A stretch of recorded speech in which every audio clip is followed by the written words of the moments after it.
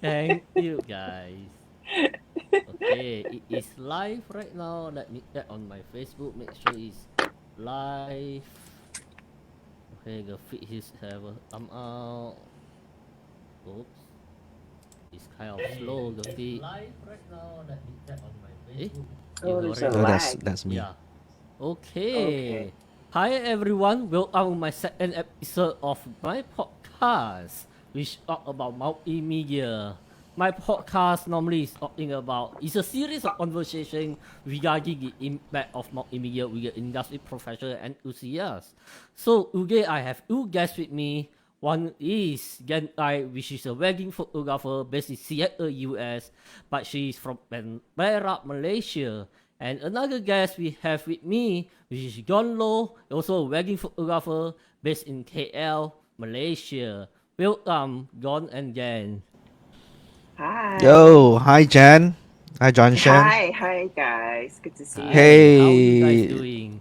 how's Seattle, man? I heard somebody woke up at 5 a.m. for this podcast that we're doing today. Hope Yes, all is well. You everything know, is you it's very, very dark. you know that you're in a good photographer setup when your 5 a.m. looks like two noon right now at your place because you're so bright. It doesn't look like it's 5 a.m.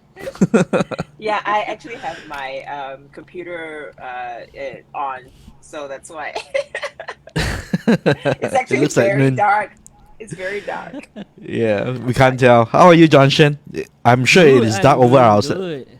Yeah, I'm I'm sure doing it's dark good. over our side over here. Oh, so it's good. Everybody's dark. That's fine. Yeah, thanks for having us on the show today, JohnShen.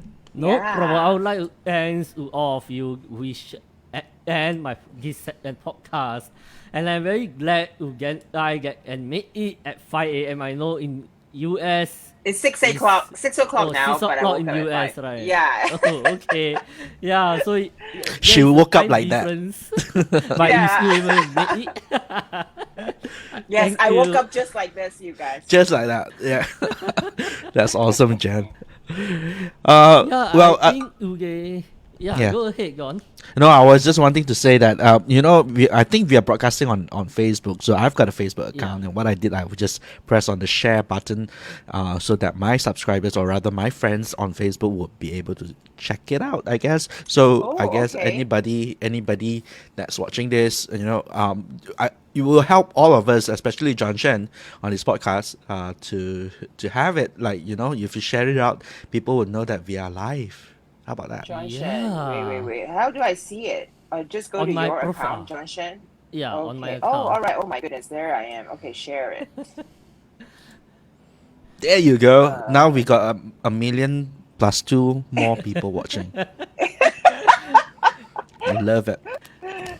I think Make first it of count. all, I really appreciate that despite the pandemic, despite of all the lockdown, the hassle that we go through, with you and Gagger and thank you guys for supporting my podcast. Well, of the course, pandemic JohnShen. has make us jobless, I guess, being a photographer, or rather a wedding photographer. So no problem, buddy. I'm all yours.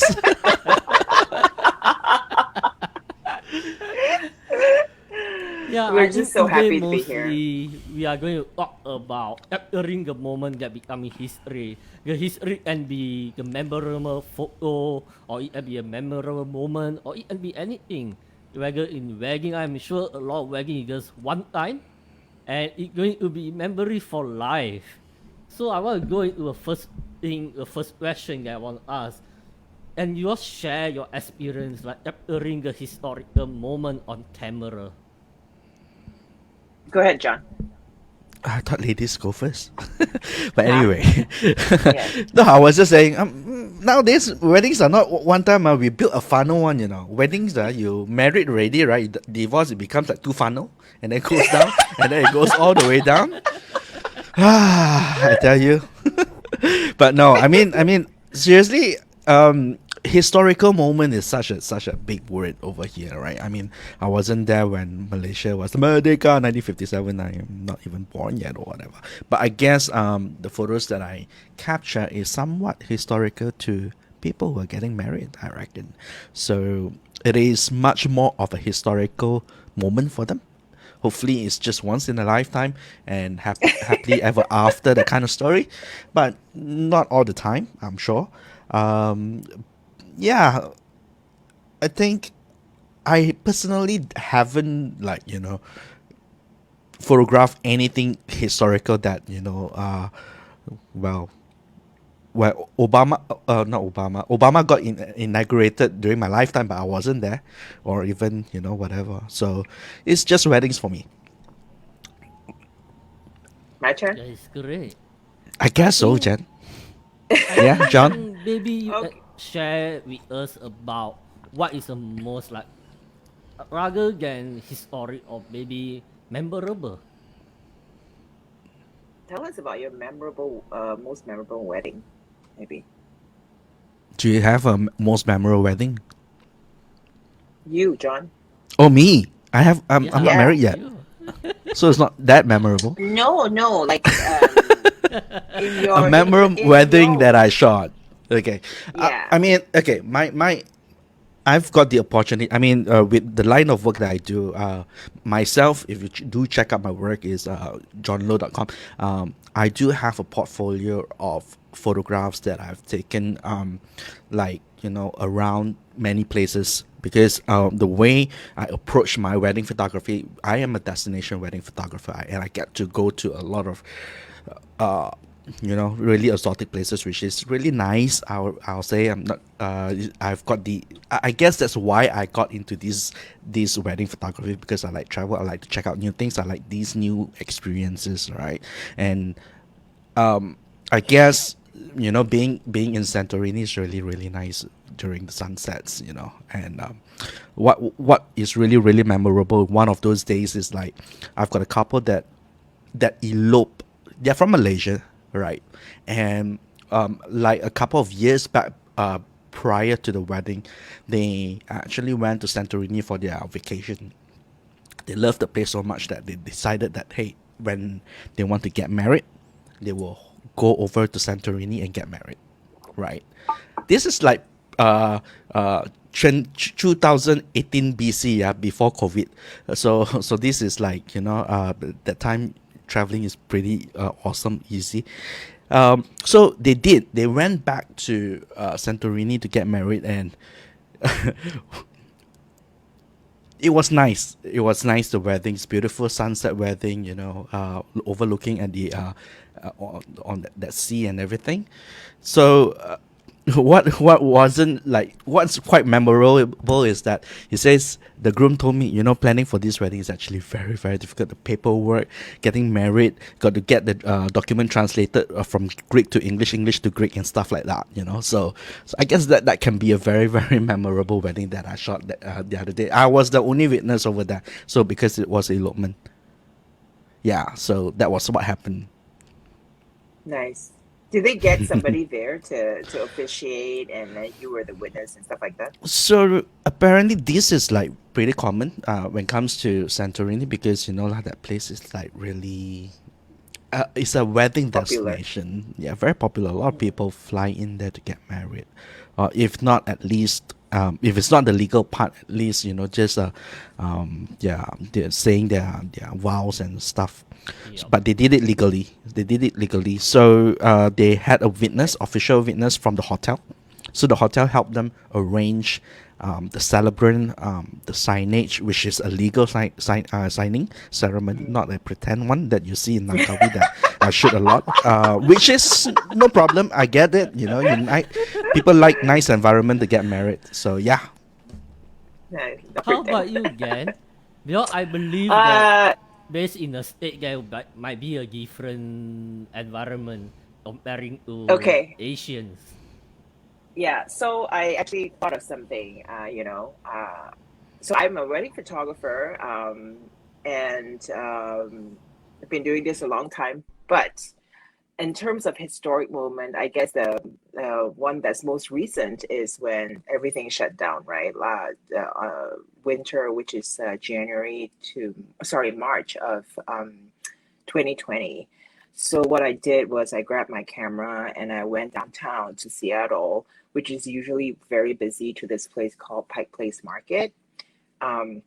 And there was nobody there. And if you go to my Facebook profile, I believe I've shared that library of photos, that gallery of photos publicly. You can see how Seattle looks like with nobody there. So it was like a ghost town. And I think that was pretty historic,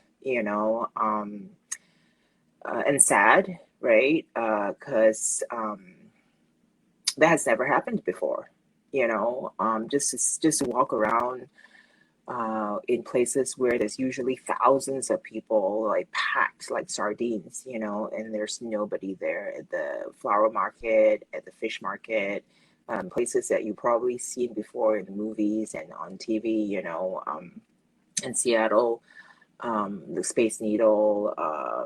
Yeah. Anyway, I just drove around, and this was like March, when like days after the government told everybody to stay home. And I just took my camera and went down there and took some photos. So that was pretty historic. Yeah, Yeah. that's historic, right? I mean, it's essentially during this day and age of like COVID, and then you shoot a wedding, everybody's masked up. That's Yeah. pretty historic, huh? Yep. Yeah. Yeah. So that one, and I run another company called World's Best Wedding Photos, and we just ran a contest called Love During COVID. And so we had all these photographers, wedding photographers all over the world, send in photos, and it's pretty amazing, like how COVID has impacted weddings all over the world, and how wedding photographers were able to tell the story of people, still celebrating, with masks, and then some of them like social distance and like, on Zoom. And then you can see some sad ones where people are no longer maybe, there anymore, so there's been some really creative, mind-blowing stuff that, even though it's not a video or anything, but you can tell from just one frame, what's going on. I think we are living through, when we were talking before the show, I was like, I'm not a photojournalist. I don't, photograph anything that's historic. I forgot that we are actually living through a really historic time. All we have to do is just bring our camera and try and get something. And I remember that I went downtown to photograph that. I think every one of us have go through a pandemic moment. I mean, do you feel the difference like before the pandemic, after the pandemic? What is the difference that have impact to the wedding industry? Oh my God, for sure. So for one, a lot of colleagues that were around here in Seattle, like some of them have gone, like they're not in business anymore. So that's one thing that was stark to me. So now you have to check, like when you refer somebody, is this person still in business? That's number one. Number two, for sure, like last year was very, very stressful on all of us. I think all over the world, there were a lot of postponements, suddenly we had so much free time. Suddenly we had no income, being in the live events industry. That was hard on all of us, all three of us, right, John?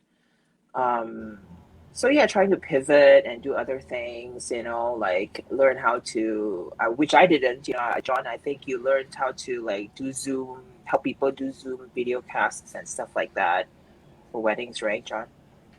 Yeah, you want to talk about it? Well, we definitely pivot in terms of like trying to find new work, that kind of thing. But even right now, after, just to answer your question, even like things are getting back. People who are planning wedding are much more. The awareness is there, or rather, the commitment. They are half committed. They are very aware of things can just turn sour and then things close down again and then get postponement. Yeah, So very cautious. that very cautious. That was the word I was looking for. So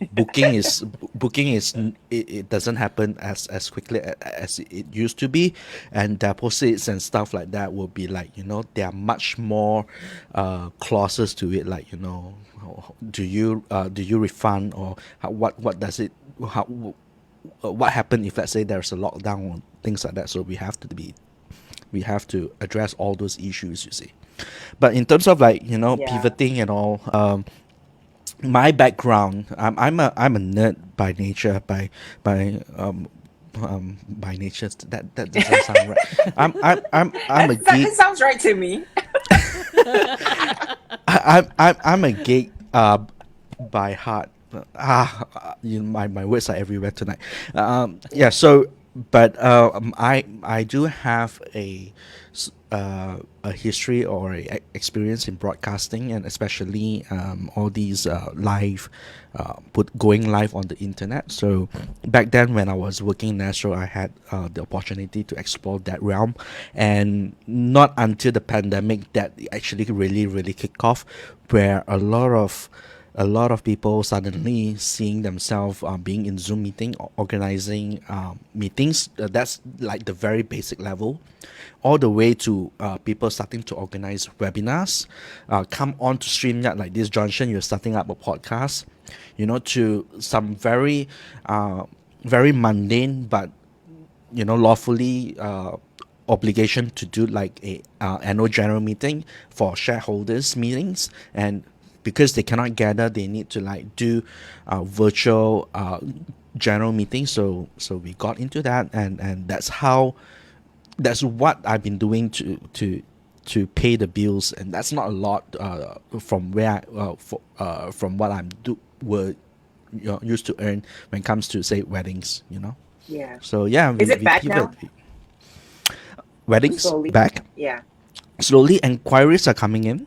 Again, it's a lot of cautious and a lot of clauses, like, because the biggest pie of my portfolio is destination weddings. Number one, I don't get to travel, and then weddings are local over here. My presence locally is not as great as, say, in local in KL, but my brand is very established in places like in Langkawi. It's also a destination wedding, but it's locally here in Malaysia.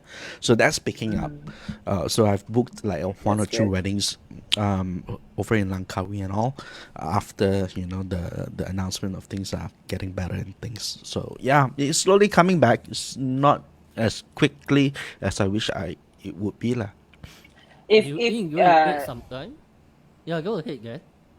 no, I was gonna say, like here in the States, it's like things are almost back to normal. So we had a really big year this year because you have weddings that people postpone from 2020, and then on top of the weddings that people book in 2021. So this year was a bumper, omnibus year. Very, very busy. So I'm hoping that will happen for Malaysia. Like next year, 2022, we are already 2/3 booked up, and that's because if I was by myself, I'm already booked up. But now I have a team, so we are like already 2/3 booked up, and inquiries are still coming in every day. So and then on top of, so wedding season in the States for Seattle at least is from Thanksgiving, which is November, to Valentine's Day, which is February. So you have like 3 months where people like to get engaged. That's why they call it engagement season. And so yeah, tons of people planning weddings, and I know that a lot of venues and planners and other vendors are already fully booked for the year. So they're going to have a hard time finding even a place to get married. So speaking of, say, the backlogs, the postponement wedding from 2020, and that month, the month of lockdown, that was like March 2020, right? So Yeah. Yep. I was at the midst of hopping onto the plane, head over to Melbourne in Australia, right? And I've got some jobs lined up there. So straight away, those things I can't do, and the postponement and everything not gonna happen anytime soon. So my 2020 jobs are all stuck, right? I've got weddings lined up in Singapore. I've got weddings lined up in Thailand, all stuck, and even even like you say the backlog weddings and it's coming back, I can't execute them because I'm not Yeah. sure. I'm not sure where they are right now in terms of like I'm waiting for the couple to contact me and say, hey, the wedding is going on and whenever that kind of stuff. At Yeah. least for me. Yeah. So it's really really painful when it comes to when you. I mean, it was like, yeah, well, glamour, you destination wedding photographer, you get to go there, go here, go there, go here. The silver lining, when these things hit up really, really bad on my Yeah. schedule.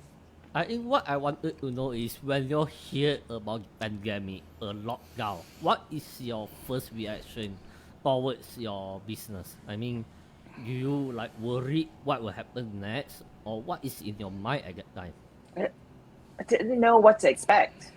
Like you didn't know what it meant because it's never happened before. So I think we were all learning as we went. We were just making shit up. Sorry, making things up, as we went. Right, John?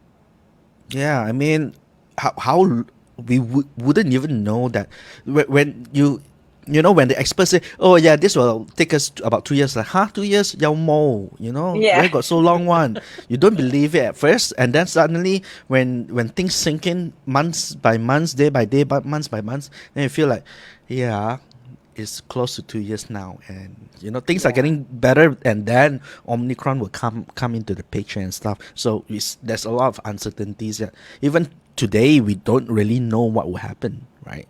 Yeah, It's correct. it's amazing to think that it's already going to be 2022 when in my head it's still 2019. Yeah. Like the last 2 years, Yeah. like I don't, when I write a check or when I write something, I'm like, what year is it? 2020 to 20? Oh my God, it's almost 2022. It's insane. We don't write checks anymore here in Malaysia. Oh, sorry. Online transfer. We online transfer. You heard of Maybank to you? Yeah, I don't know lah. You're a Seattle, little so backwards here yeah, in the Seattle, no, US. We're a little Seattle to you, backward. Alright, I want to move on to maybe you share with us like how you organize and plan out your work. Not haven't been working, so I haven't been really planning. I don't know. Jen, we spoke a bit offline just now. We said it's like this is something that you can go on forever. This topic. Yes. How do we actually plan? You want me our to go on work? forever? If you can. Well, You can own the try to keep base. it brief. We try to keep it brief. Workflow is something that I really feel very passionate about. You shoot a wedding, you come back. What do you do from that point on? Or do you want me to start from like when somebody inquires? So tons of things. I guess we could start from like after you shoot a wedding, you come back, you pack up your cards. And then editing is like so yeah, we're going to touch on that later, perhaps about new technology. So you have multiple backups, and then you have I use Lightroom and Photo Mechanic for culling, and then Lightroom for editing. And then I use a gallery system called PickTime to deliver online for my clients to see their work, see their wedding. And then through PickTime, you can buy things like prints. And so here in the US, people like that. I'm not sure in Malaysia whether people do that, but here people like to buy albums and prints and stuff like that. They get a digital copy, they still buy it from the gallery, which is nice, right? So that, and then that's it in a nutshell. Of course we can go down to the minutia, but I think that's pretty much it. I think I have a confusion right there. You mean like you post it on the gallery, which means get and buy, but so soft copy or hard copy. So they can download all their files directly, right? Okay. So but after they download, the files are still there. Here they can, in the gallery itself, if you go through PickTime, there's like they visualize all your photos in books, in prints, in wall art. Wow. Like now Christmas is like ornaments, they have Yeah, all kind of Christmas cards. People here like to Mm-hmm. send cards.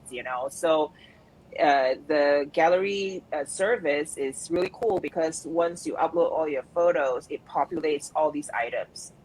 So when people go into their galleries, right at the bottom, they see their photos in books and everything already there. And then of course you can customize and stuff like that. So then you set your own prices and sell all this stuff, and then it sends directly to the printers. So you have there are like 100 over printers there that you can use all over the world because PickTime is international, right? So they have printers in Australia, they have printers in South Africa and stuff like that, in the UK. And then here in the US, they have like, I don't know, 50 different suppliers, of all the things that they can see down there. So it's pretty good. So you can make extra money, on So top is of, there a time frame? Like let's say, okay, you get uploaded. Once you get finished, you upload it. So is there a time frame so from there? as Like, yeah, go you ahead. can set your own time frame. So as a Mm-hmm. photographer who's paying for the service, you pay every year, right? You pay Mm-hmm. like maybe $400 a year, US dollars. Mm-hmm. And then you set the prices for all the items, and you can also set how long you want the photos to be on there. Now I set it as 1 year because we have to pay every year, so it's Yeah. easy for me to remember, and then it just expires. And then they have things like sales automations. You can run sales on there. You can run campaigns, marketing campaigns on there. You can do IPS, which is in-person sales on there. It's pretty powerful, right? And because of and there's PickTime, there's PickCset, there's different brands out there for gallery services, and all of them I believe do that. So it's easy for people to not just download their photos, but they don't have to re-upload their photos somewhere else to buy things. So they Yeah. can just buy directly from you, which is important to a small business like ours, because instead of paying like Walmart or Costco, which are the big brands out there for cheap prints and whatnot, right? You're paying a small business, it's important to support small business, and people like that here. I Instead think of, that's No. a like you pay $2 for a print, right? You're paying $5 to a photographer, Yep. who will get more from that money than Walmart, Yeah. who doesn't need your $2, you know? Correct. Don't know. I'm not sure if Malaysia have this kind of thing. not that I know of, but I do know of a company that is in that kind of position to do that and to offer that as a service in terms of making it available to photographers and also Mm-hmm. say all around the world. Photobook is in position to do something like this easily. Oh yeah, yeah. Mm-hmm. I mean, Yep. they have their footprint everywhere, and they have all the printing technologies from calendars to mugs to T-shirts and to Yeah. photo books and also prints and posters, and they are easily converted. It's just software workflow putting it out. I think they are in position to do something like that. And if you guys are listening, go put a photo book, come out with this system. We will test pilot it for y'all. Right. I just quickly just want to say hi to people who are watching the stream. We've got Yeah. Yvonne, we've got JohnShen, Hi, we've got Johansson. Alan, and Hi, Alan was like, Yvonne. yeah, responding some stuff. And So we have Alan. Alan says that as a Hi. Wow, you photographer, we can keep see on all this. shooting. Hi Yeah, I think guys. as a photographer, we have to keep on shooting and shooting. It's not And only then to improve our introvert. skill, but I think we also can see how to leverage our skill with the camera that we have. Yes. Yes. For sure. Yeah, well, in terms of like, how do we work and everything? Oh, that's Amelia. Amelia's in the chat as well. Hi, Amelia. Hi, So, Amelia. Hey. Hi, Amelia. so, so when it comes to say workflows and how do we do? It's a big question. It's a big topic to actually to address. But what I do think that if we are a professional wedding photographer, we've got to somehow find a way or figure out a workflow on that on a bad day, on your worst day of actually execution, your photograph will be at least the very minimum deliverable. When the couple sees the photos, when they receive it, it is actually a very good product. So that's the minimum that you need to strive as a professional wedding photographer out there. So be it on a day that maybe you're not, you had a long shoot the day prior and everything, you got to come out with a workflow that need to address that, your minimum, because that's very, very important when it comes to, say, delivering a good portfolio and experience to your wedding couples. So again, if you want That's great to advice. dive really deep into it, it's a big We can session. We talk can for have hours. we can talk about hours. And I think over the and these things, right, I've been shooting for the past 12, 13, 14 years, on weddings especially, and over the years you develop, your go-to shots. You know things that doesn't fail. You know that these are the keepers. You know where to be, and what kind of shots that you need to deliver. Yeah.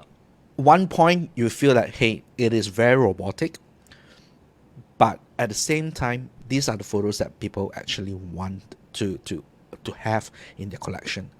Another point is that because you have that, you are also free to create really interesting pieces like after that. So when you do that, then you have a balance. You have a portfolio where on your worst day, it is good. Do I make sense? Yep. Yes. Yep. Yes. It makes sense a lot. I think one thing that I wanted to know is like, do you have like a time frame, like, okay, you shot your wedding, come back, like how long you need to edit and submit to the clients? I go first. Yeah, go ahead. You can. I'm gonna go, and I need to refill my coffee. So contractually, it's 68 weeks.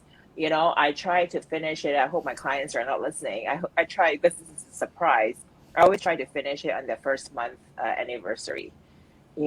So it's you always under promise and over deliver, right? Whatever you say, you have to make sure that you do better than that.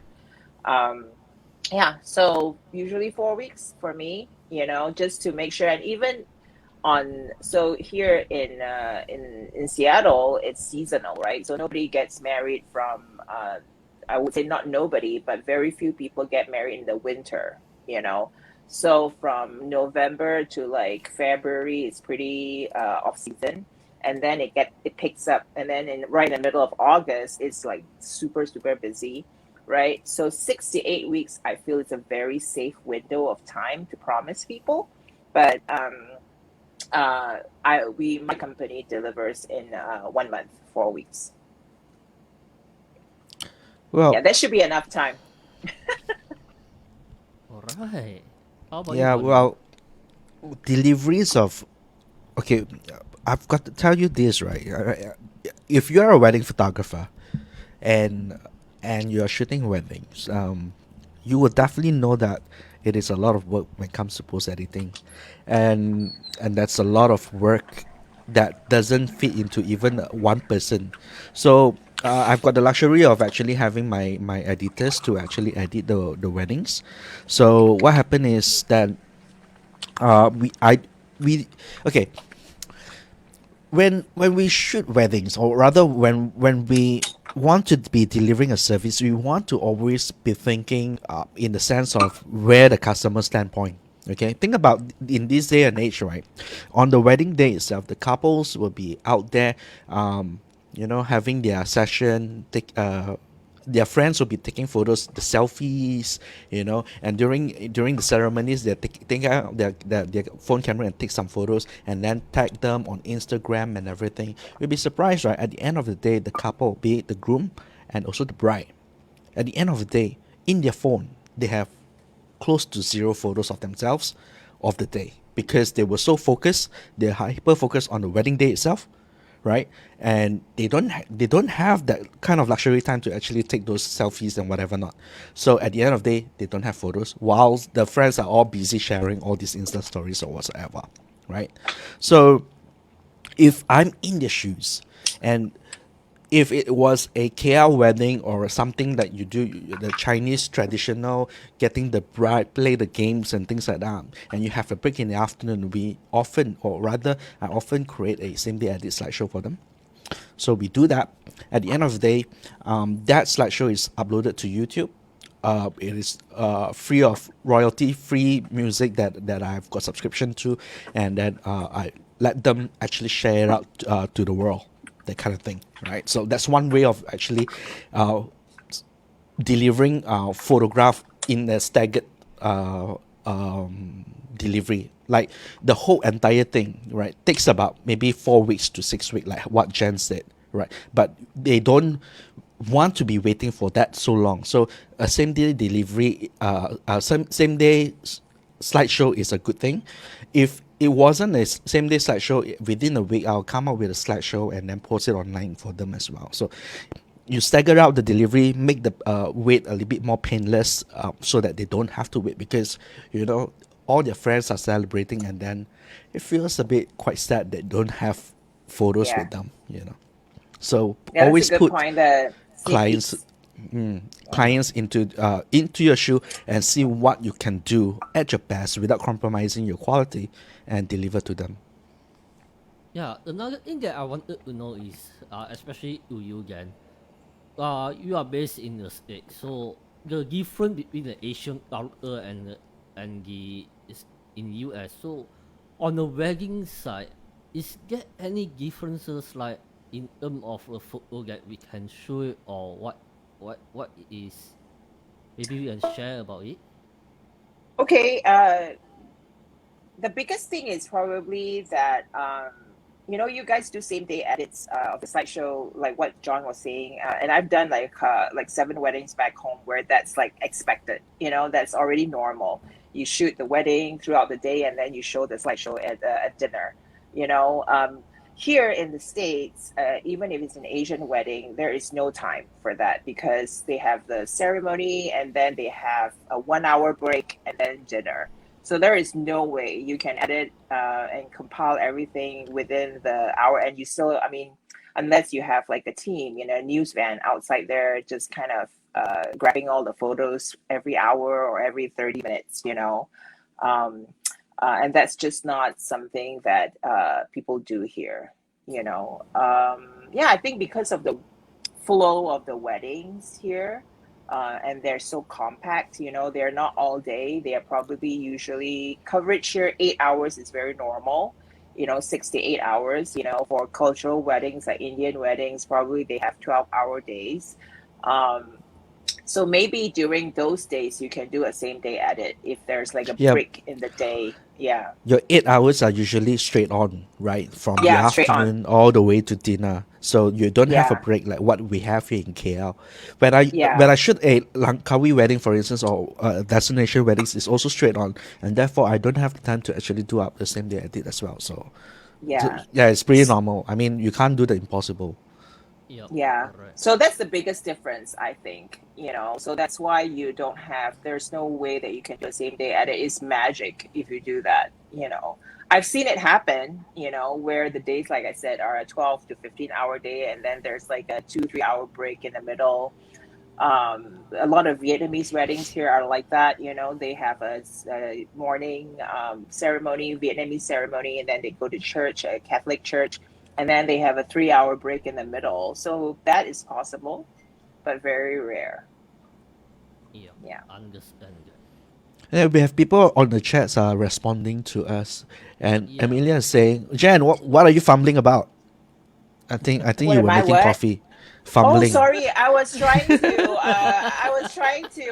plug my iPad is running out of juice, so there was only 12% left. Oh no! Sorry. Does it mean that we gotta stop streaming already? No. Now I plugged it in. Phew. Okay, We have and that we've Alan. got Ellen. For people photo job, for me, it is optional item if they want the same game as in portfolio. Yeah, well, I mean, different way of actually approach a wedding job, I would reckon, right? I mean, if you if you feel that giving an experience to a couple is important thing for you to do, I would reckon think about different strategy to please them, and then you can be priced differently because you're giving a lot more value to them, right? And there are also, like, you want to be there, just shoot the wedding, and then at the end of the day pass them the photos that you've shot, and you don't want to be like, wanting to take care of the after sales and everything, which is a legit business thing to do as well, right? There's a you client you for everybody. Yeah, Yeah. exactly. Yeah. So you do that. Alright, I think and move on to the next thing. Maybe you can share your experience like in dealing with a difficult moment. Dealing John? with difficult moments. Yep. I'm dealing with a difficult moment right now. You ask me such a difficult question.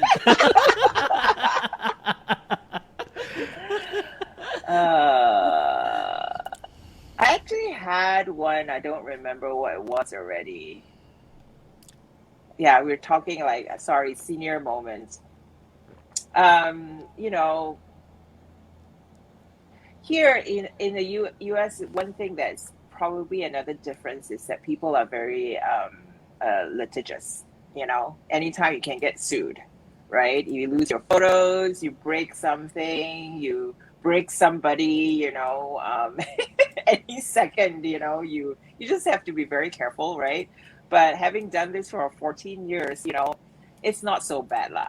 They're like John said, there's a formula to it. Stick to that formula, and then once you think that you got it right, then do something creative, right? So yeah, dealing with difficult clients, I've been really lucky, that we've managed to attract through really good marketing, to get the kind of clients that we want. Sometimes, you get clients who are like one time I got a groom that was very particular about his forehead.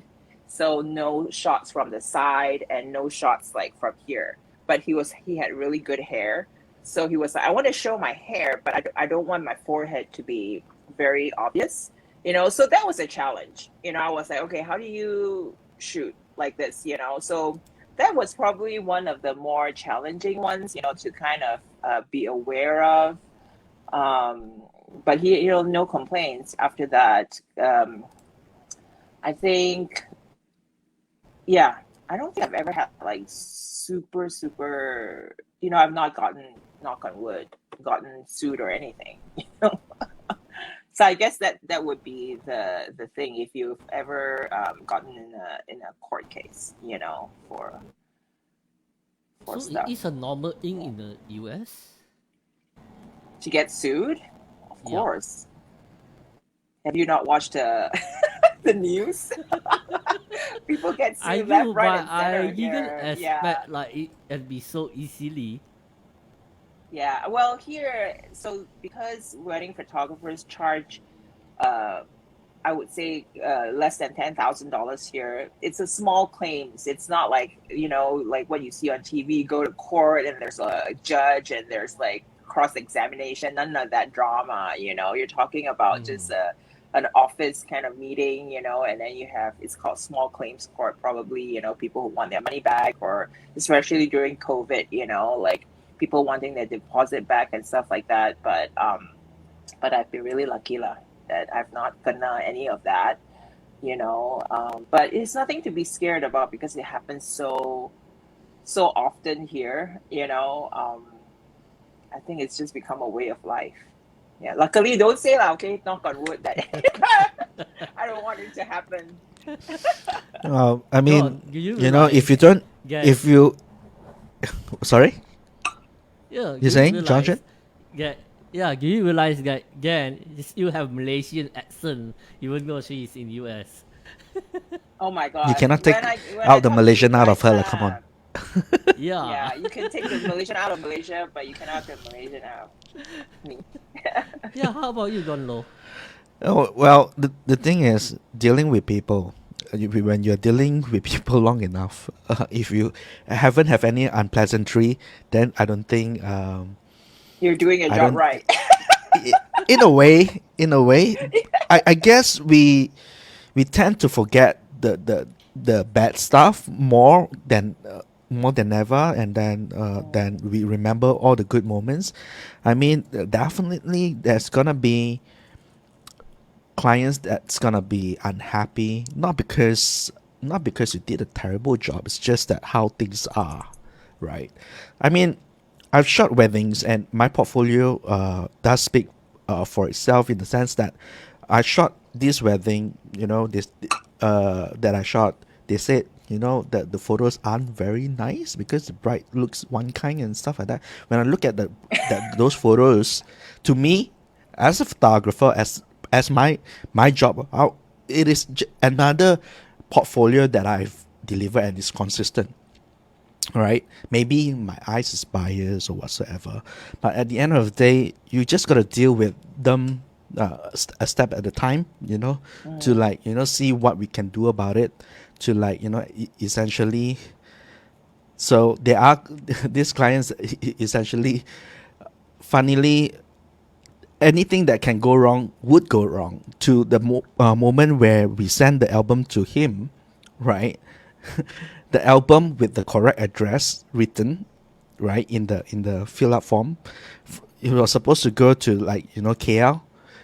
The people who were sending it over to Kelantan. It was delayed for like 2 Oh my weeks, God. and it's like, what? Wow. WTF is the album? Yeah. So what can you say, right? I mean, I guess karma attracts, bad things attract bad things, and it's just out of control. So you just got to deal with it.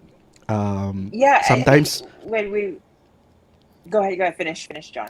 yeah, I'm just saying that sometimes you just got to stand back and don't trash ourselves that bad, because that happened. Because a lot of times, if you be honest with it, it is, not just, it's a situation that makes it like that, and perhaps it's not you that's actually not doing your work.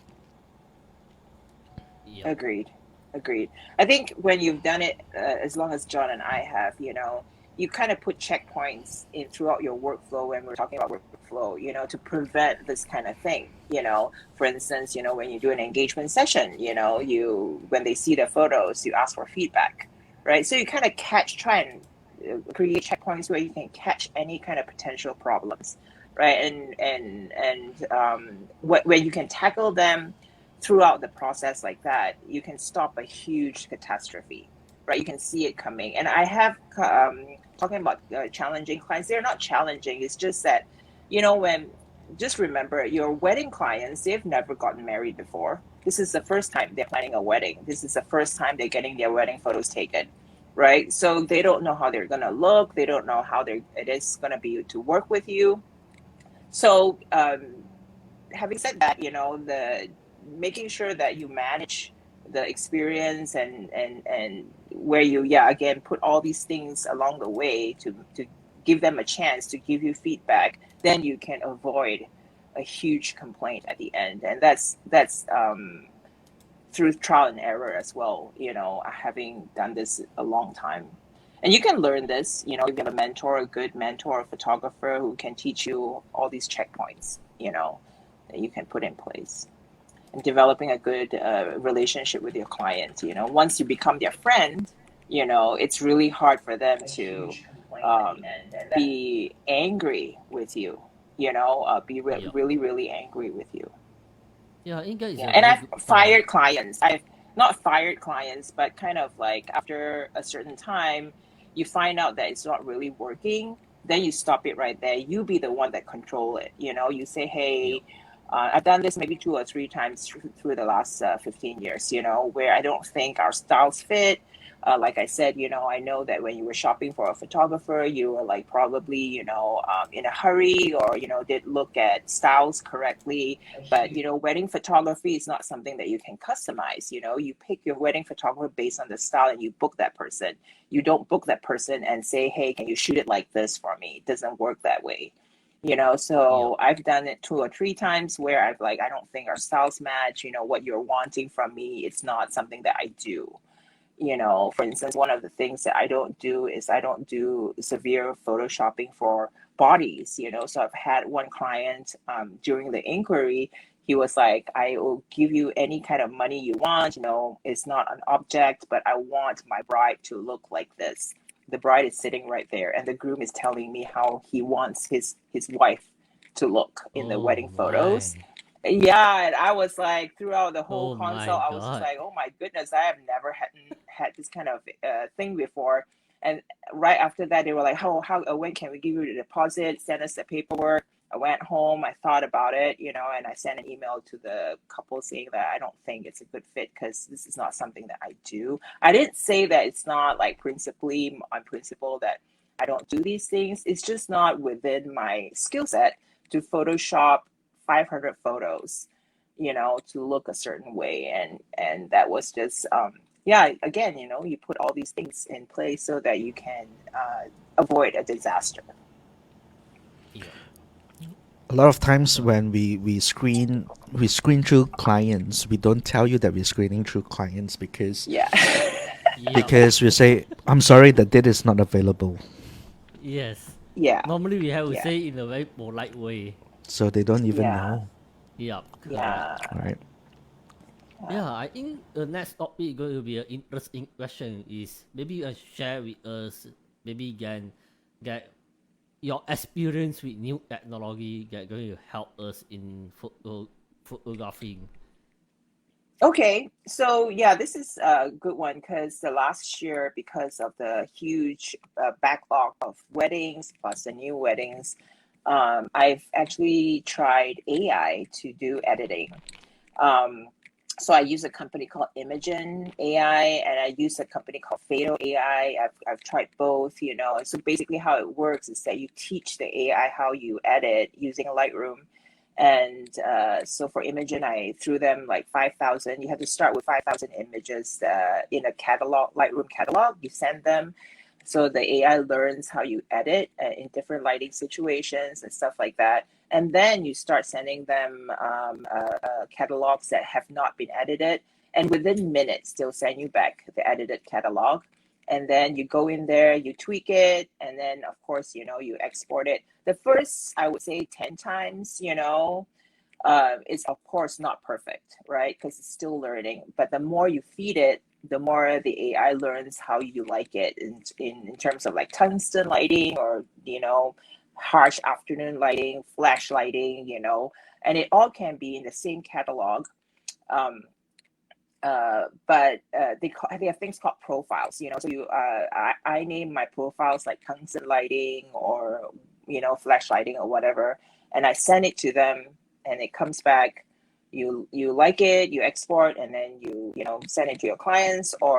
But once you tweak it and make your final tweaks, remember to send it back to the AI so that it learned how you tweaked it. So now you can have a workflow that's super fast because. Usually when you outsource it, it takes probably a days or weeks. I've never used an outsourcing editing service. I've always edited everything myself. I've learned that it probably takes a few days for them to come back to you, but this is within minutes, And I think when I sent them, the first bill I got from them was about $400, and I think that was about 3 photo shoots and 5 weddings. I think it was something like that.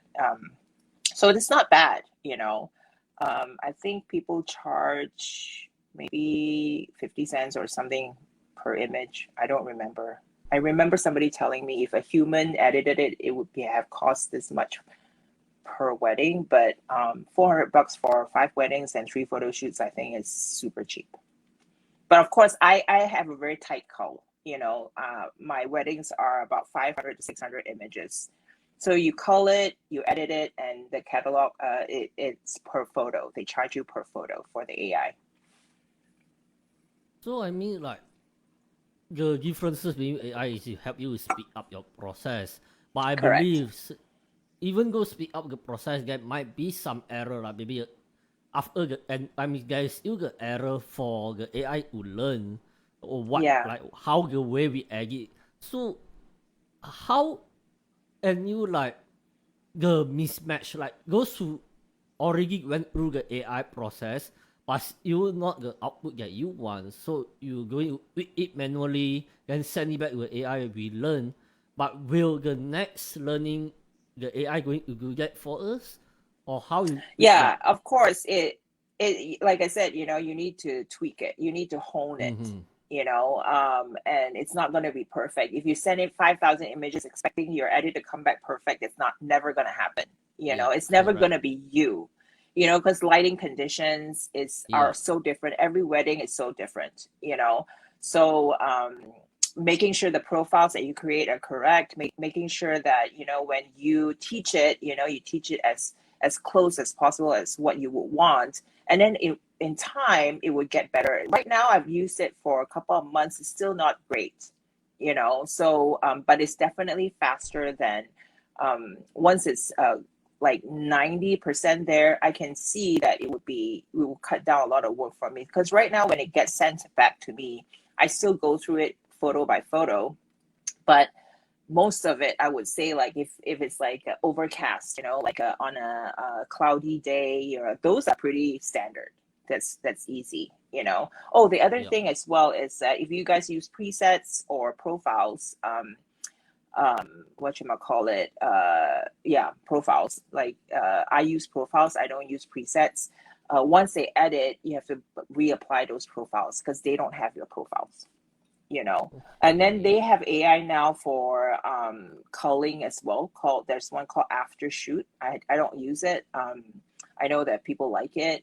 So they cull out all the blur photos, all the off focus or whatever.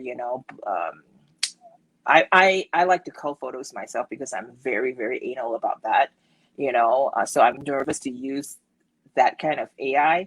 But if you want that, you can. I think you can teach it, to cull it as close as what you would cull.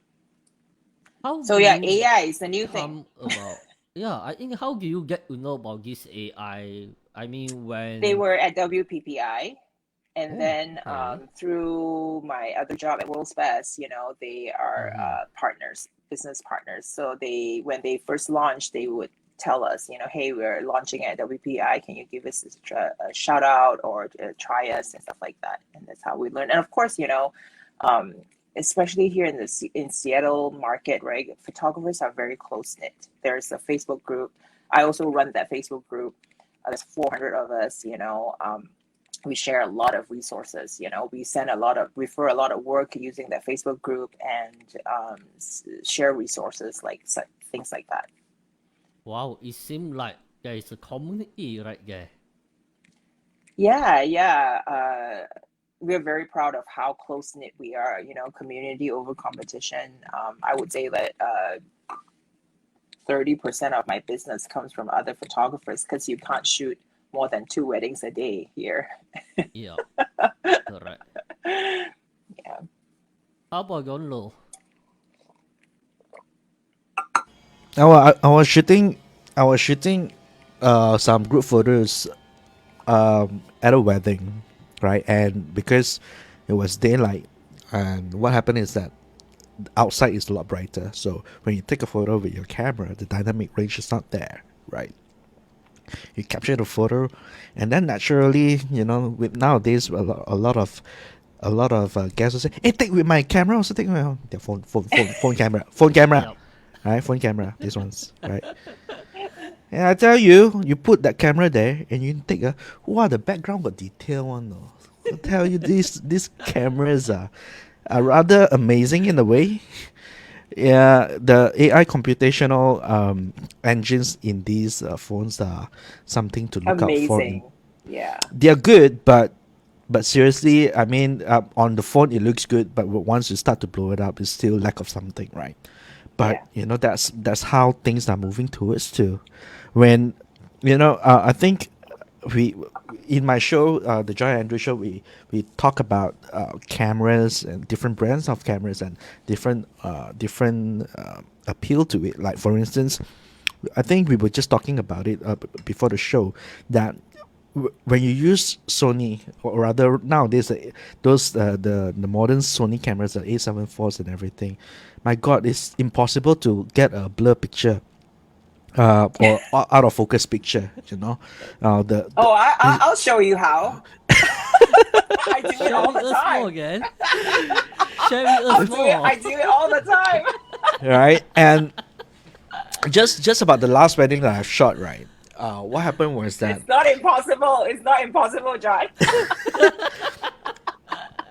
I was using the Sony. No, I wasn't using Sony. I was using a Samsung. Believe it or not, Samsung NX1, which is a Sony sensor, right? And I was shooting, right? And then because it was an old camera, it jammed on me for a while, so I put it down, took my Canon, and continued shooting on the other one. Albeit because it was rushed, a little bit underexposed on the Canon, and then better exposure on the Samsung, right?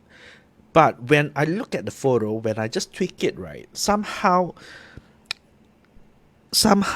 when a photo that is like completely sharp and nice and vibrant and look great is missing something, which is the imperfection of say a different kind of look of a camera which is not as detailed. When it goes into like so perfect, becomes uncanny valley, that kind of feeling.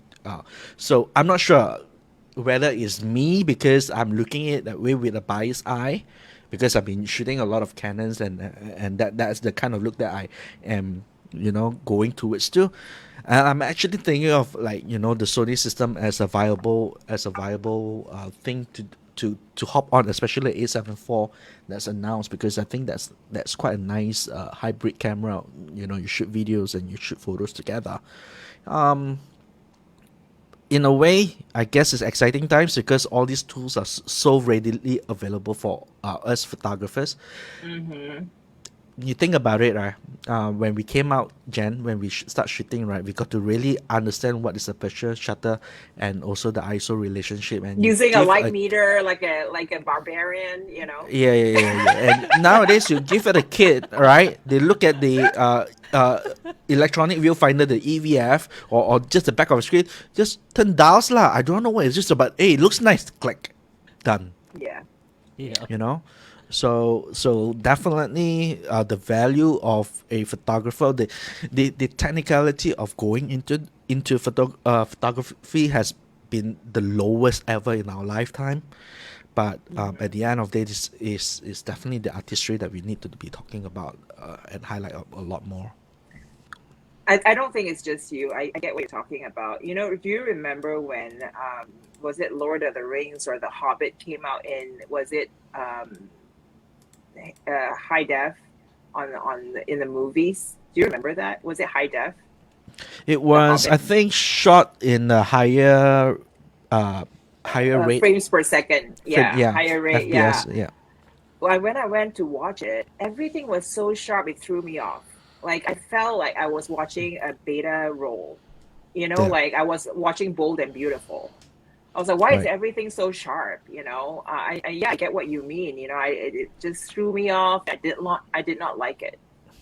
Maybe we're just old. I don't know. So there is a subtle thing that I still love about the Canon. I was like, when I saw that, I was like, because at the back of my head, I'm thinking, should I switch or should I switch? So I became a lot more aware of these things because I'm looking out for it right now. I don't really care. I was like, oh yeah, that's a nice photo. That's not. I didn't even like see which camera that I shot with that one, but because I'm scrutinizing right now and I see it a lot more, it's much more in your face, that kind of thing. Yeah, I heard that the VR. Yeah, go ahead. Yeah, I just want to say that the Canon, I've been hearing good things about the new mirrorless cameras from Canon. Makes me itchy, gatal, want to go and try it. But no, I can't. I have no more money. I just spent money on this thing. This thing, you guys. GFX. Too much. Too much Wow. money. Your ex-girlfriend. Sorry, you Stupid were pun saying. jokes. Yeah, I Dad think jokes. maybe You're you ready share to be a with dad. us like your first camera that you use, and Oh my also goodness. The current first camera. Yeah. Elon, the Canon Elon. I don't even remember what model it was. Do you remember those cameras? So I used to be a writer, a journalist in Malaysia before I moved here, and because we didn't have a camera crew, the writers are supposed to take their own photos. So yeah, that was my first camera, the Canon Elon. That was all the company could afford with film, you guys.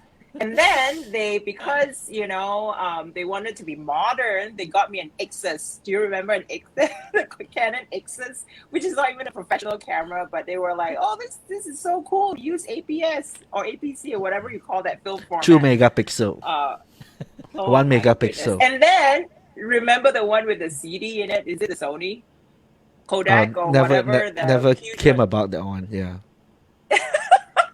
That was Never a never Wow, huge came one. about for that one. like get for Yeah. like So history camera.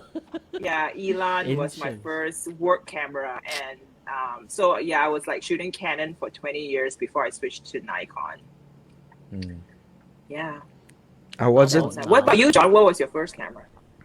I wasn't in this camera line until like very later in my adult life. Or simply because I think because like earlier of the show I said I'm a geek in nature. When it comes to like all these tech gadgets and stuff and the people that I mix with, very very quickly I get drawn into the photography community and start geeking out with it. The first one that I ever got was I still remember the model name is the Kodak LS420. If you Google it, it's a very tiny cylindric camera, which is I think it's about 1.3 megapixel or 2 megapixel back then. Oh my Uses goodness. I'm not sure if it's an internal memory. I can't even remember what media it was. And I was huge. I was very attracted to digital camera because I was very much into graphic design to like website design back then. Coming up Yeah. from college and uni, I was doing websites and stuff. So having like real picture to put into the website was exciting A times. treat. Yeah.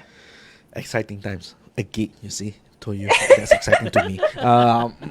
Yeah. So It's still exciting. We can see it on your face, John. so yeah, that was the first ever camera that I actually held and owned. And eventually, I think not until when the Rebel came out, the Canon EOS 350, which cost an arm and a leg. In hindsight, Oh my God. Yes. it was the first most affordable digital SLR back then when it was released. When I say most affordable, it was about 4,000 ringgit, $1,000 US. That's Actually. right. Yeah. Yes. So, that was my first digital SLR that I started to really, really jump into photography. And ISO 1006 max, not usable, max.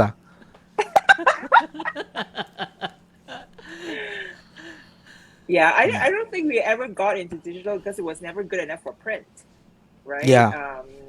JohnShen, I Yeah. don't think we moved on to digital until I came here because it was just not good enough for print. Yeah, I think one Yeah. more thing that I want to ask is maybe and share like the current gear that you're using. Like, are you using Sony right now or Nikon? Oh, I have all of it, man. I told you, I'm like Oh, John. I'm also a kind of a nerd, I just bought the GFX on eBay. I love it. I am a Sony, and I still have Nikon. I have Does it like shoot a differently, the Contax GFX? camera. It's a little The slower, it shoots like a medium format, like you would yeah. a medium format camera. It's definitely bulkier. I've been like the last 3-4 years I've been shooting with Sony, so I was like really used to the small form factor, and suddenly I threw myself a big one over there.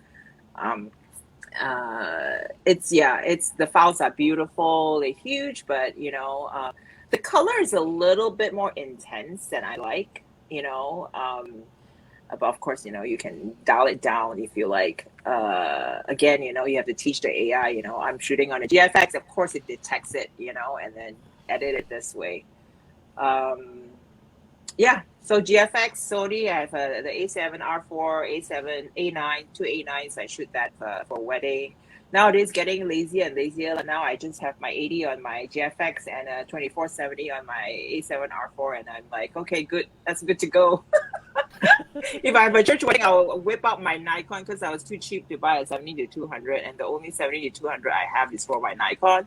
So if I'm shooting a church wedding, my last wedding of the year is December 30th in a church.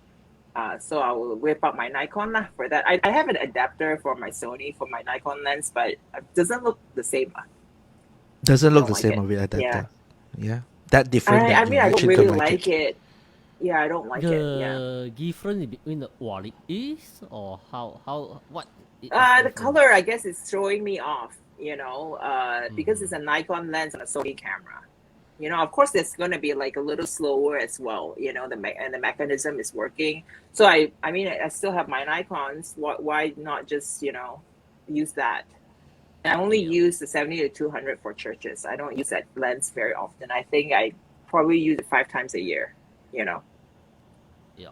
Okay, I will go through a comment before we go to the last question for the day. Alan Lim say photographer is expected to be director or nicer for couple. Yes. And for sure. he also mentioned now they know the secret for us to re-get game. And We're not Amelia gonna- say, yeah, again, go ahead. Yes.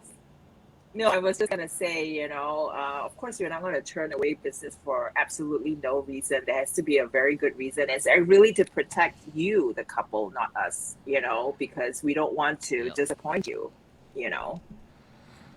And Yeah, I Amelia mean- say AI camera deliver benefits, but definitely not creativity. Yes, For sure. totally agree. Well, if you learn enough, if the AI learn enough, then John can be sitting at home, sipping a cup of coffee when AI John is out there taking photos. That'll be Twiddling his tongue. As long the We money sent a goes to drone. my We just sent a real one. drone. I know. You just control your drone from your house. And No then the need to drone control.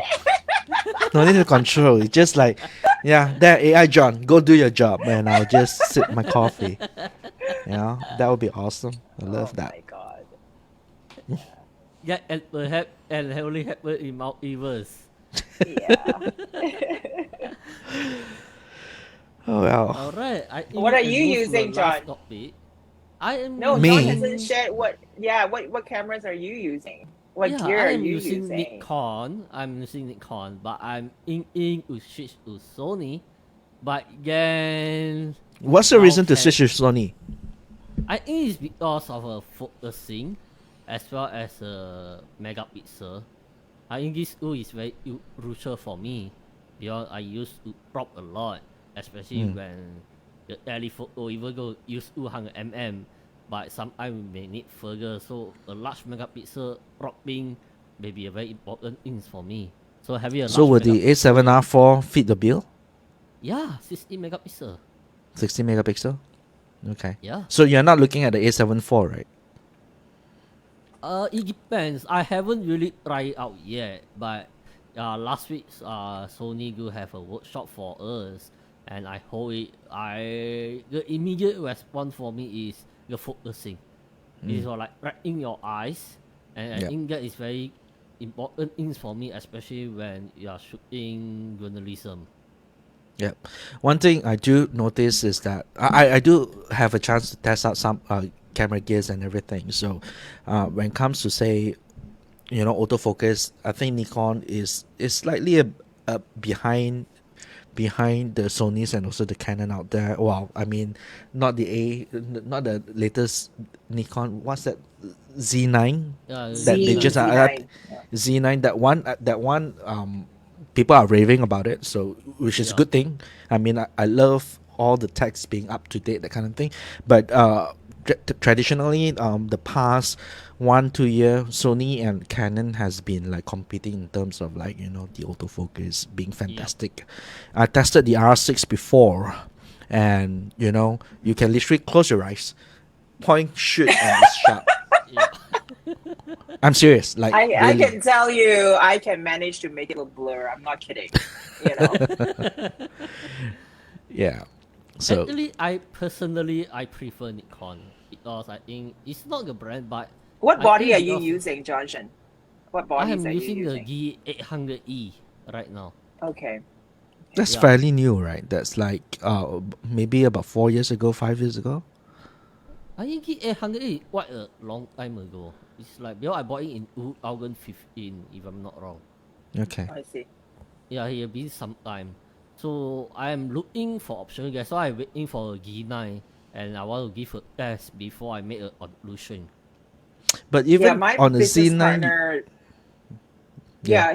Brandon uses a Z7, and this is a funny story. He bought it. It was like, oh my God, this is the best camera. I bought another one, and then 2 days later, I hate these cameras because they don't do low light focusing.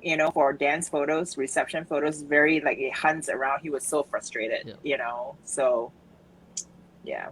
The Sony is still. I mean, the Sony's low light hunting is still a problem, but that's when I whip up my Nikon. I think for reception dancing photos in the dark, I think DSLRs are still there. There's nothing beats a DSLR. The speed where it focuses Yep. really fast in the dark. The No, the Canons are IR, doing pretty well. The Canon, R5 and the R6, the Sony A7R3, A7 no sorry A7 R4, A7S3. Oh my God, so difficult to remember all these names. And the latest A7 IVs are pretty good in autofocus.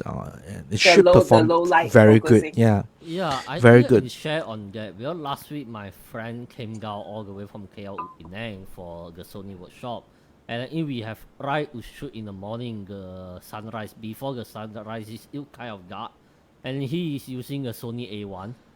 Yeah, I I think it's Sony mean A1. that's that's their flagship. Yeah. Yeah. And I think You- he got another model, I'm not sure it's what, but he pumped up the ISO to 8000 and it's still sharp enough.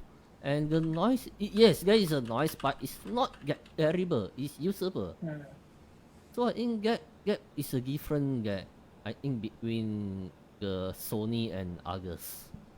Now, well, I mean, at this age, if you're coming out from a digital SLR to a mirrorless platform, it's a big leap. Like really big leap. You feel your Yep. photos straight away be better.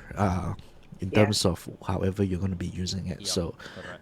well, I mean, go for it. But we are at a moment where if you're using a digital SLR, all your lenses are expiring because they don't carry over well, they don't render as well, and especially if let's say you want to be shooting a high megapixel count camera, your old lenses are not going to be able to keep up in terms of like the image quality and the sharpness because it doesn't render such big megapixel.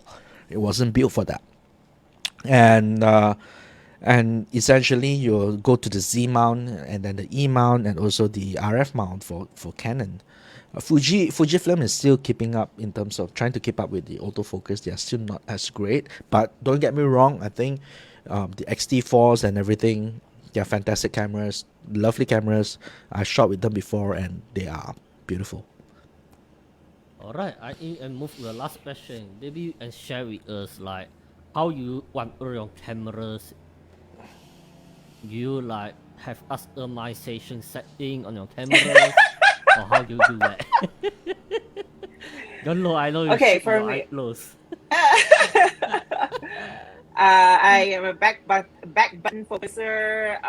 Definitely, I've customized my Sony's to do that. I mean, I've customized them so long ago that what else? What else do I use on there other than that? Yeah, back button focus. I use back button focus a lot, and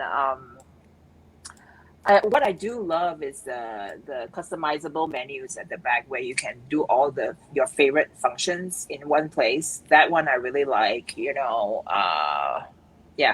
nothing fancy. I don't think is I don't think it affects the quality of my work. Although, what I do hate is that, when you go traveling or you're like going to a tourist area and then you see this tourist like, can you take a photo for me? And then they hand you their camera. And then you're like, Oops. What happened to Jen? I think Jen dropped. Okay. Jen's maybe we'll continue iPad no first. more battery. Jen's Yeah, iPad no more possible. battery.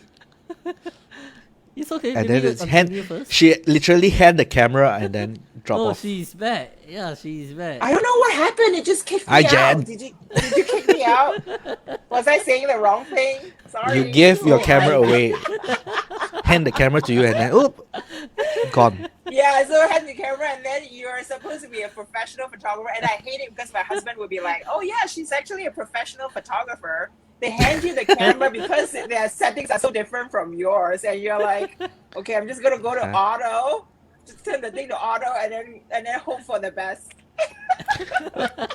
No shame in that, Jan. You don't get a Z9 or a A1 to not use the auto function. You get a Ferrari, and then you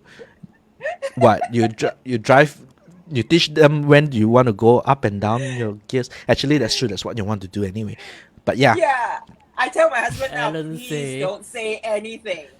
Please don't tell them anything, please. It's so Alan embarrassing. say if someone pass you a camera, and run away. I don't run very fast. Sorry lah, they'll be able to catch me. I got bad knees, also I can't run. Yeah. And MCO has proven that I gain weight very, very easily, so I can't even run now. Aw. How I about saw you guys John did Lo?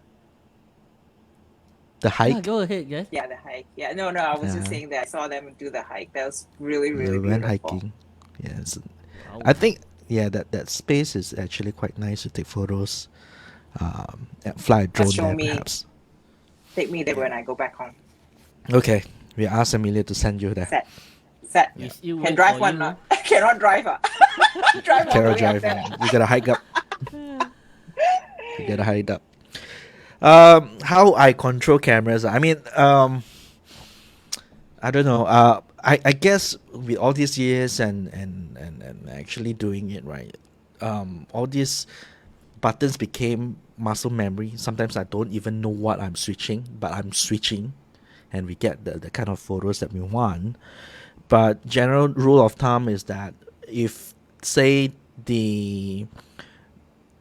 it's a constant environment, your exposures that's not going to be running a lot, usually on manual, right? But if you are like going indoors outdoor everywhere, you let the camera work for you. Aperture I priority, usually go yeah. on aperture priority. I don't well, I'm actually using a Canon 5D Mark III, so I do have also auto ISO, but I don't trust it. So I just aperture priority and then shoot accordingly and just adjust the shutter speed. Let them determine the shutter speed. I just adjust the ISO and stuff like that. So don't be shy to rely on the camera's auto settings because it works. You paid so much money for it, it better be working, especially You the don't have modern days anything to camera. prove. Yeah, you don't have to prove anything to anybody. If somebody's like, "Why are you a professional? Why are you not on manual?" You're like, "I don't have to prove anything to you." And I'm sorry, you guys that are shooting JPEGs and then saying that JPEGs are good enough for you. It's just not good enough for me. You and I, we don't see eye to eye. So that's my stand. I'll shoot raw always and forever. Yeah. Yeah, Like you say, I you mean, pay a lot of money for it. yeah. Why are you Yeah. shooting in JPEG? I mean, there are a get lot your of money's worth. arguments, right? I mean, you can tell me everything, but I'll shoot in raw all the time. That kind of stuff. Although I do backup, so I shoot raw and then I do my second card slot as a JPEG backup. You Right. know, for as part of the workflow, that's my best practices, you know, so that I can keep that card in there and then log like 3 or 4 weddings in there. And that's like my fourth last resort backup. Everything goes to shit, you know, there's still that backup, you know, your JPEG backup in that card. Yeah, you don't get out of Yeah. wedding without anything. Yeah, That's a you have good your practice. backup. Yeah, that's why. That's why always, if you're a wedding photographer, get a camera with 2 card slots. Always. Yeah. Always. And always That keep is good. if you go to the bathroom, make sure you remove that one card, take it to the bathroom with you, and then come back and then put it back. You go don't to take the your bathroom, you cameras- bring the camera along.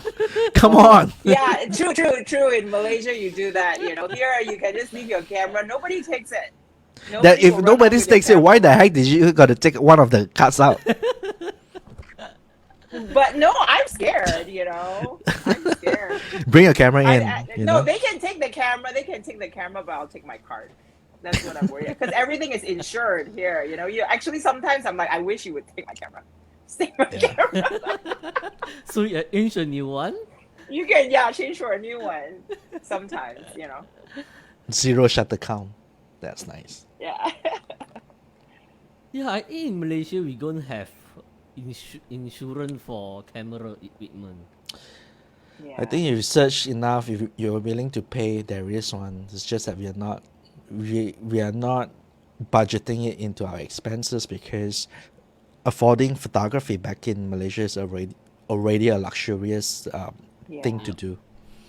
The difference between like say being a photographer over in the States and in the higher income countries, right?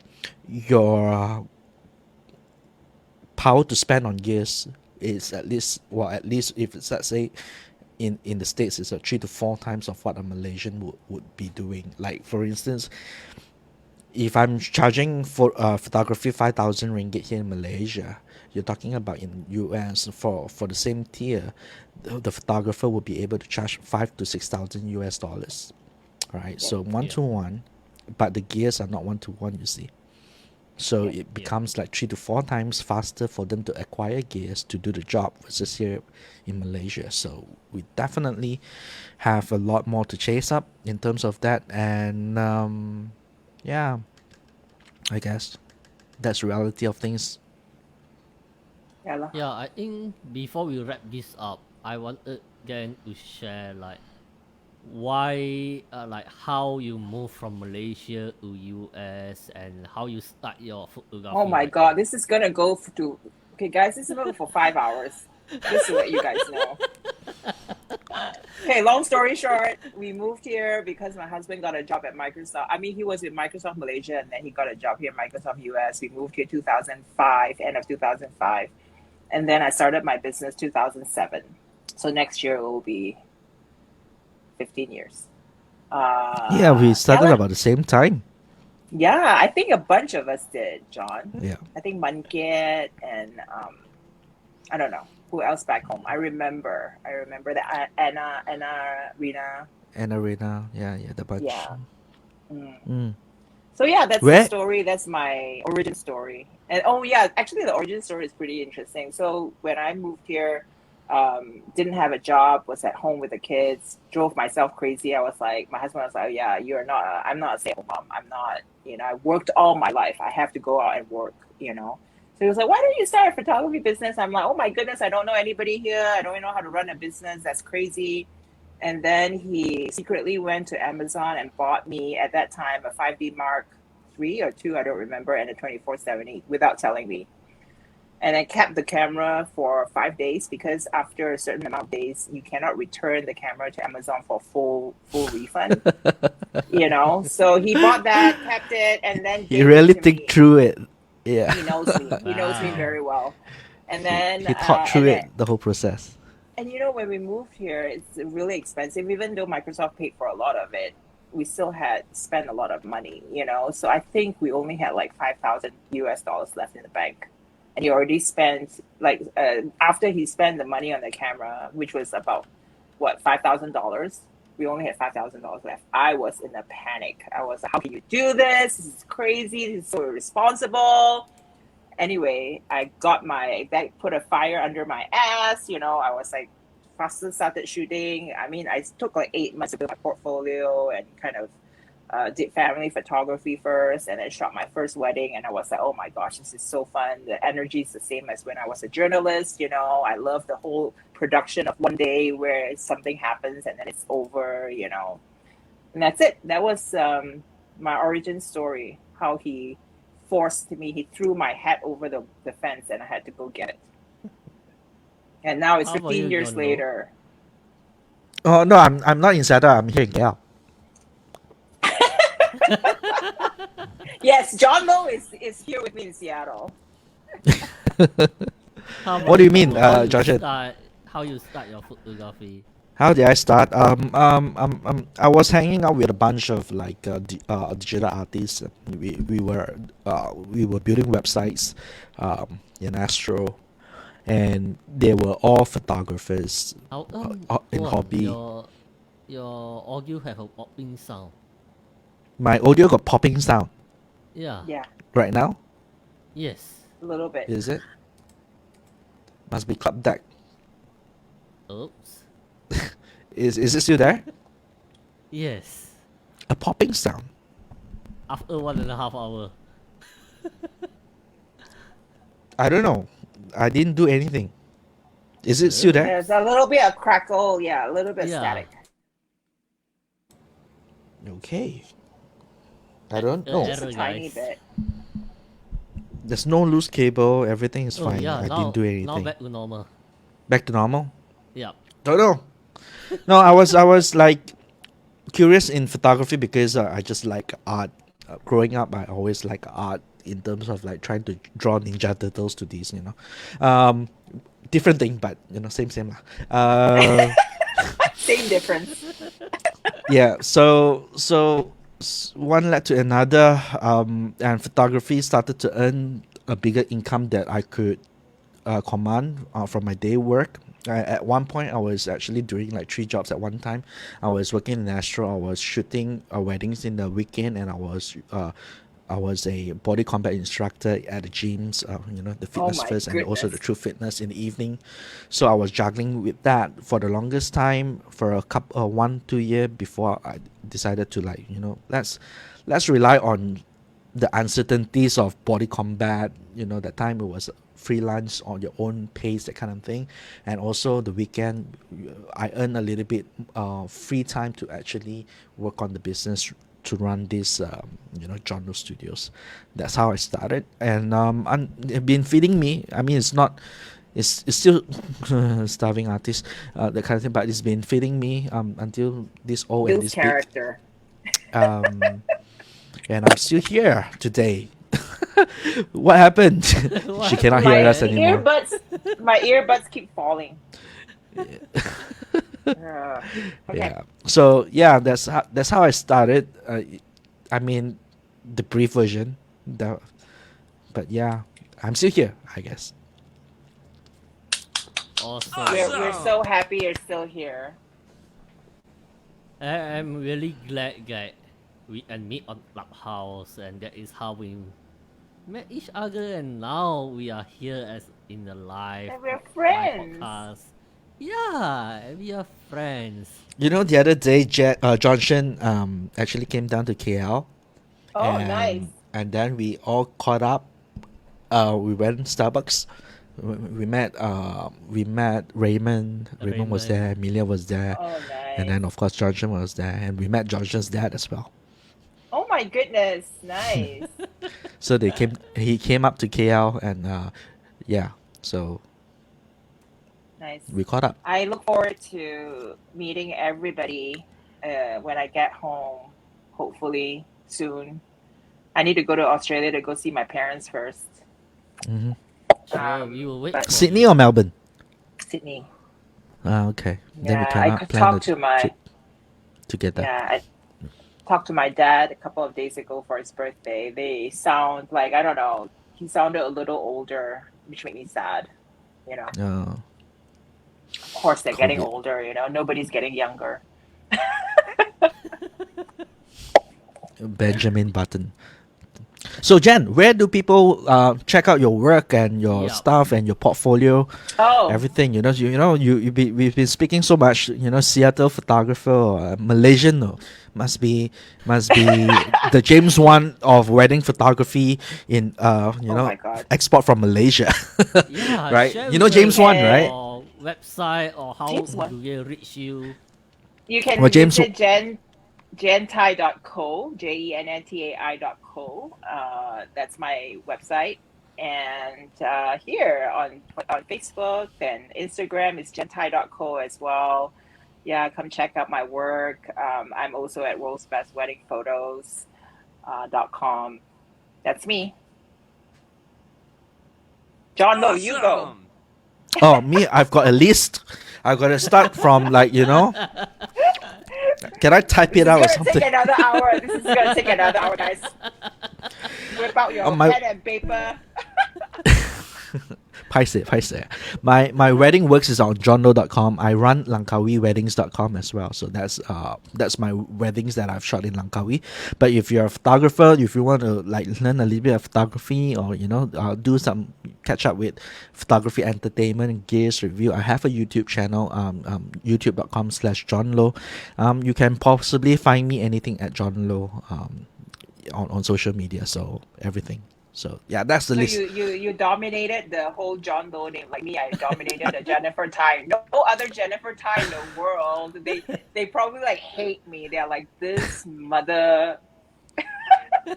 Yeah, well, I got in early. Like I said, I was a geek, right?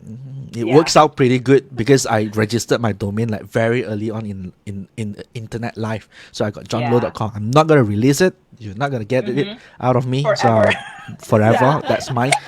So I'm sorry, you John Lows out there, right? So too bad. Same with you, Jennifer Tais out there. I got jennifertai.com, .net, .co. Yeah. Terrible. It is awesome. Well, thanks for Alright. having us, JohnShen. Yeah. I hope this is a Right, fun session for you. Hopefully Yeah, your it is. listeners are getting something out of all these chit chats and Yeah. Yeah, banters. it is. I think before we end this, I would like to say thank you, Gonlo, again, for coming to my podcast. This is my second episode, and I'm sure in further future we can have you as a guest again, and we will have a lot more sure. topics to talk about. Yeah, For thank sure. you, and I really appreciate it. We will have a Thanks, session JohnShen. No later. problem. I think I will end the Later. live in Clubhouse. 5 seconds. 5, 4, 3, 2, 1. Bye, guys. Bye. Take care.